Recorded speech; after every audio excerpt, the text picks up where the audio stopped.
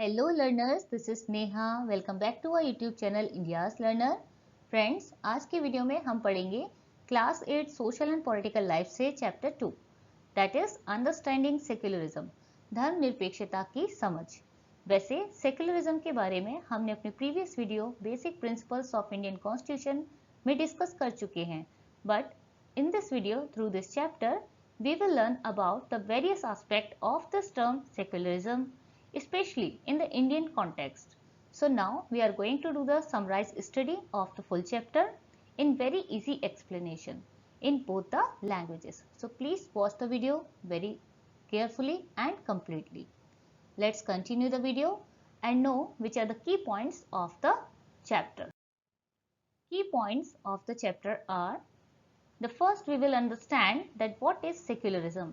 धर्मनिरपेक्षता क्या है, कैसे डिफाइन कर सकते हैं, and what are the reasons to separate religion from the state. धर्म को राज्य की सत्ता से अलग रखना क्यों जरूरी है, why it is so important, and what is Indian secularism. Bharat के संदर्भ में धर्मनिरपेक्षता के क्या मायने हैं, and we will try to know what are the different ways to protect the Indian secularism. भारतीय धर्मनिरपेक्षता को प्रोटेक्ट करने के लिए भारतीय संविधान में कौन कौन सी रणनीतियों को अपनाया गया है, एंड लास्ट में हम देखेंगे what is the difference between Indian secularism and western secularism. तो चलते हैं एक एक करके अपने सभी टॉपिक्स को कवर करना शुरू करेंगे. सबसे पहले हम बात करेंगे सेक्युलरिज्म के बारे में. व्हाट इज सेक्युलरिज्म, धर्मनिरपेक्षता क्या है. Secularism refers to the separation of religion from the state. धर्म को राज्य की सत्ता से अलग रखने की अवधारणा को हम धर्मनिरपेक्षता कह सकते हैं. वैसे हम सभी जानते हैं कि इतिहास में ऐसे कितने ही उदाहरण हैं कि जब धर्म के नाम पर भेदभाव, बेदखली और अत्याचार के मामले सामने आए हैं. जैसे कि जर्मनी में देख लें तो हिटलर ने किस तरह यहूदियों पर अत्याचार किया. सऊदी अरब में देखें तो कैसे गैर मुसलमानों के साथ अमानवीय और असमानता का व्यवहार होता है. ये सब हम जानते ही हैं. ऐसा घटनाएं भेदभाव की तभी होती हैं ज़्यादा जब राज्य किसी विशेष धर्म को प्रोत्साहित करता है या राजधर्म घोषित करता है, अधिकृत मान्यता प्रदान कर देता है. तो इस तरह की घटनाएं ना हो, इसके लिए धर्म को राज्य की सत्ता से अलग होना ही बेहतर है. वैसे हमारे भारतीय संविधान में मौलिक अधिकारों की व्यवस्था की गई है इसके लिए, जिसमें धर्मों की स्वतंत्रता को सुनिश्चित किया गया है और सभी को धार्मिक स्वतंत्रता का अधिकार दिया गया है. सबको अपने धार्मिक रीति रिवाजों को मानने का, परंपराओं को आगे बढ़ाने का पूरी स्वतंत्रता दी गई है. फिर भी धर्मनिरपेक्षता की अवधारणा को और राज्य को धर्म से अलग रखने की रणनीति को एक नाम देने के लिए धर्मनिरपेक्षता टर्म को जो है सेक्युलरिज्म को जोड़ा गया 1976 42वें संविधान संशोधन में. 1976 42nd कॉन्स्टिट्यूशनल अमेंडमेंट में in the preamble of the Indian constitution secularism जो धर्मनिरपेक्ष टर्म है उसे जोड़ा गया था. और इससे क्या होगा, जो इंडियन सोसाइटी का नेचर है वह तय किया जाएगा कि भारत कैसा राज्य है, पंथ निरपेक्ष या धर्म निरपेक्ष गणराज्य है. यानी भारत किसी भी पर्टिकुलर धर्म को प्रोत्साहित नहीं करता है, बढ़ावा नहीं देता है, उसका अपना कोई धर्म नहीं है और वह धर्म निरपेक्ष है. साथ ही हम जानेंगे ऐसा जरूरी क्यों है, सेक्युलरिज्म क्यों इंपॉर्टेंट है किसी भी डेमोक्रेटिक कंट्री के लिए. देखेंगे what are the reasons to separate religion from the state. इसके पीछे कुछ कारण हैं. It is important because to determine the relationship between state and religion. राज्य की सत्ता से धर्म को पृथक रखना इसलिए जरूरी है ताकि स्टेट और रिलीजन के बीच एक जो रिलेशनशिप है वह तय किया जा सके, सुनिश्चित किया जा सके कि राज्य और धर्म किस तरह से आपस में अलग अलग रूप में अपने अपनी स्वतंत्रता के साथ काम कर सकेंगे. साथ ही to help a country to function democratically, लोकतांत्रिक रूप से सरकार को काम करने में इससे मदद भी मिलती है, क्योंकि किसी विशेष धर्म से जुड़ेंगे तो धार्मिक सत्ता के हाथ में बागडोर चली जाएगी राज्य की, जिसके कारण बहुत सारे लोगों के साथ भेदभाव या अत्याचार के मामले सामने आ सकते हैं।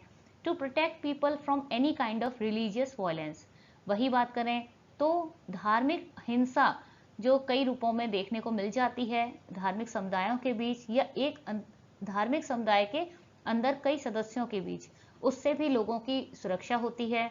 To prevent the tyranny of majority over the religious minority, किसी भी देश में, भारत जैसे बड़े देश में ही देख लें तो कई धर्मों के मानने वाले लोग रहते हैं। ऐसा हो सकता है कि किसी एक धर्म के लोग संख्या में ज्यादा हों और किसी दूसरे धर्म के कम हों, तो इस तरह से जो धार्मिक संख्या में ज्यादा लोग हैं वह क्या कर सकते हैं, धार्मिक अल्पसंख्यकों पर अपना अत्याचार कर सकते हैं, उनके साथ भेदभाव कर सकते हैं। इससे प्रिवेंट करना भी इसका एक पर्पज रहा है।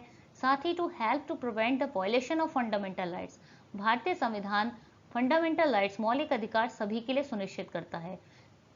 इनके वायलेशन को, इनके अगर फंडामेंटल राइट्स किसी भी तरीके से वायलेट हो रहे हैं कहीं पर किसी रिलीजियस कम्युनिटी के थ्रू, तो उनसे प्रिवेंट करना भी एक पर्पज है।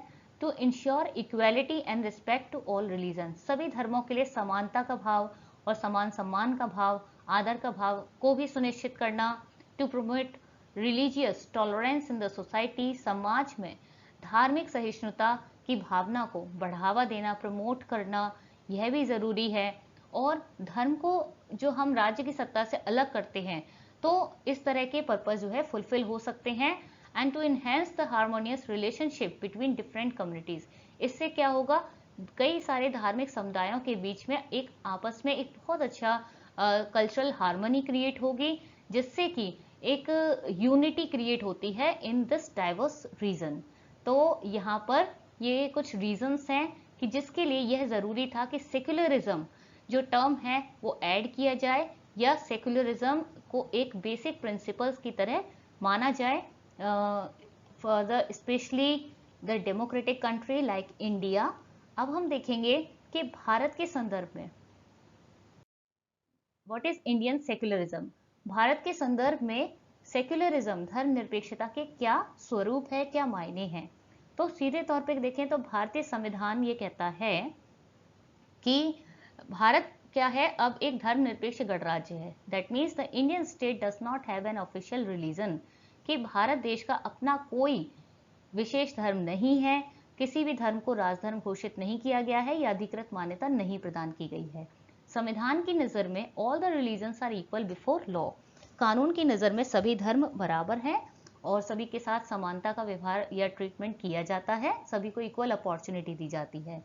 तो इस तरह भारतीय संविधान सेक्युलरिज्म के थ्रू तीन तरह के डोमिनेशन से लोगों को प्रोटेक्ट करता है।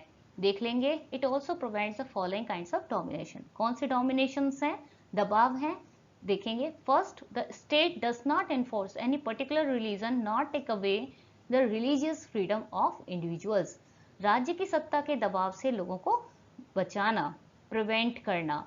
कैसे कि राज्य इसमें क्या कर सकता है, किसी भी पर्टिकुलर धर्म को थोपेगा नहीं लोगों पर और ना ही किसी व्यक्ति विशेष की या व्यक्तियों की धार्मिक स्वतंत्रता को छीन सकता है। तो वहीं दूसरा दबाव किस तरह का देखने को मिला है, one religious community does not dominate another, यहाँ पे क्या है, इससे भी रक्षा मिलती है कि कोई एक धार्मिक समुदाय किसी दूसरे धार्मिक समुदाय पर दबाव ना बनाए, भेदभाव ना करे और उनके अधिकारों का हनन ना करे।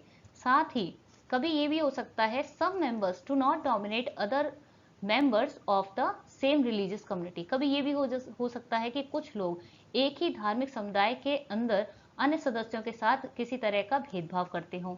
तो इस तरह के डोमिनेशन से और अनइक्वल ट्रीटमेंट से लोगों को सिक्योर करना, प्रिवेंट करना, इसीलिए इंडियन सेक्युलरिज्म का एक जो है इंडियन सेक्युलरिज्म के ये मायने हैं और इस संदर्भ में सेक्युलरिज्म को इस तरह परिभाषित किया गया है। आगे देखेंगे कि कौन कौन सी रणनीतियां अपनाई गई हैं, what are the different ways to protect the Indian secularism, भारतीय धर्मनिरपेक्षता में जो को या फिर कह सकते हैं को प्रोटेक्ट करने के लिए से कौन कौन सी स्ट्रैटेजी जो है भारतीय संविधान के द्वारा अपनाई गई हैं। तो 3 मेन स्ट्रैटेजी हैं, उन्हें हम देख लेंगे। First, distancing itself from religion, क्या करता है कि पहला तरीका ये है संविधान के अनुसार धर्म को स्वतंत्रता देने का और खुद को धर्म से पृथक करने का और एक धार्मिक सहिष्णुता की जो है वो भावना बनाए रखने का। डिस्टेंसिंग इटसेल्फ फ्रॉम रिलीजन, खुद को धर्म से अलग रखना। ठीक है, पहला करता है ये खुद को धर्म से अलग रखता है, किसी भी धर्म को बढ़ावा नहीं देता और धार्मिक सत्ता के हाथ में राज्य की बागडोर भी नहीं है। तो इस तरह से किसी विशेष धर्म को समर्थन नहीं देता।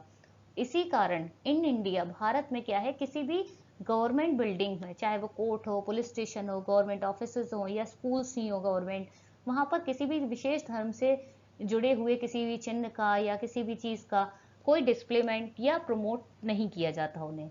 साथ ही देखिए सेकंड जो स्ट्रैटेजी है वो है उनकी नॉन इंटरफेरेंस की, अहस्तक्षेप की नीति या ना दखलंदाजी करना।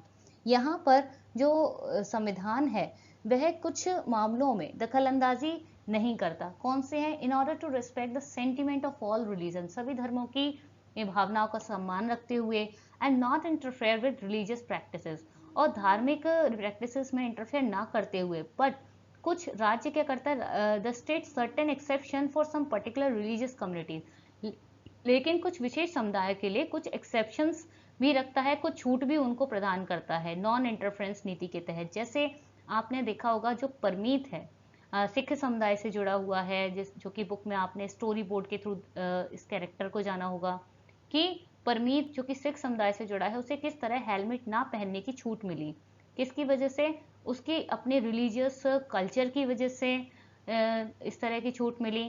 तो ये इस तरह से नॉन इंटरफेरेंस की नीति भी अपनाता है जिसके थ्रू सोशल हार्मनी बनी रहती है, कल्चरल हार्मनी बनी रहती है। अब वहीं हम बात करें जो थर्ड स्ट्रेटेजी है वो है इंटरवेंशन की, यानी कि दखलंदाजी करना, हस्तक्षेप की नीति। सुनने में काफी स्ट्रेंज लगेगा कि दोनों तरह की नीति ये अपनाता है संविधान इंडियन सेक्युलरिज्म को प्रोटेक्ट करने के लिए, नॉन इंटरफेरेंस भी और इंटरवेंशन भी। दखलंदाजी भी करता है, दखलंदाजी नहीं भी करता है। किन मामलों में दखलंदाजी करता है, इंटरवेन करता है, देखेंगे। To ensure the laws relating to equal inheritance rights are respected, the state can intervene in the religion based personal laws of communities. Religious communities के पर्सनल लॉज में तभी इंटरवीन करता है, दखलंदाजी करता है, जब बात आती है किसके, violation of, in the case of violation of fundamental rights और द राइट टू लाइफ या बेसिक प्रिंसिपल्स।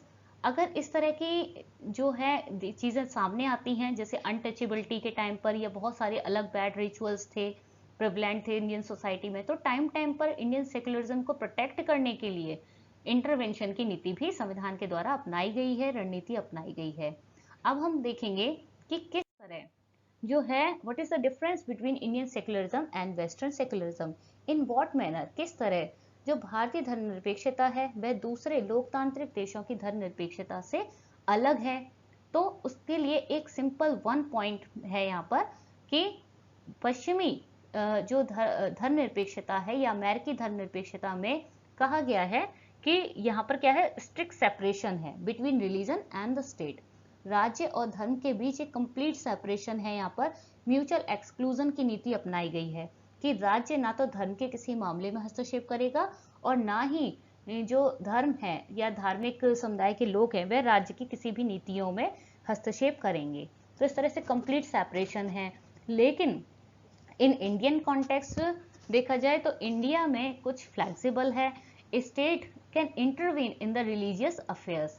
स्टेट क्या कर सकता है, भारत संविधान के अनुसार जो हम रिलीजियस अफेयर्स में, धार्मिक मामलों में इंटरवीन कर सकता है, दखलंदाजी कर सकता है। कब कर सकता है, लेकिन अपने कुछ प्रिंसिपल्स को, जो बेसिक प्रिंसिपल्स हैं या फंडामेंटल राइट्स हैं, धर्म की स्वतंत्रता का अधिकार है, उन सबको भी ध्यान में रखते हुए इंटरवेन करता है, दखलंदाजी करता है। किन मामलों में, वो हम जान चुके हैं, जैसे कि फंडामेंटल राइट्स के वॉयलेशन के टाइम पर या कुछ बैड रिचुअल्स को खत्म करने के लिए, जिससे राइट टू लाइफ को चैलेंज किया जा रहा हो या अदर फंडामेंटल राइट्स का वॉयलेशन हो रहा हो, तो इस टाइम पर स्टेट इंटरवीन कर सकता है। तो इस तरह से जो ये सारे टॉपिक थे वो काफी इंपॉर्टेंट थे। सेक्युलरिज्म के वेरियस एस्पेक्ट को हमने समझा, जाना और किस तरह भारत में धर्मनिरपेक्षता के स्वरूप को सुनिश्चित किया गया। So now thanks for watching the video. Like and comment please, and do subscribe the channel for more such videos. Thank you so much.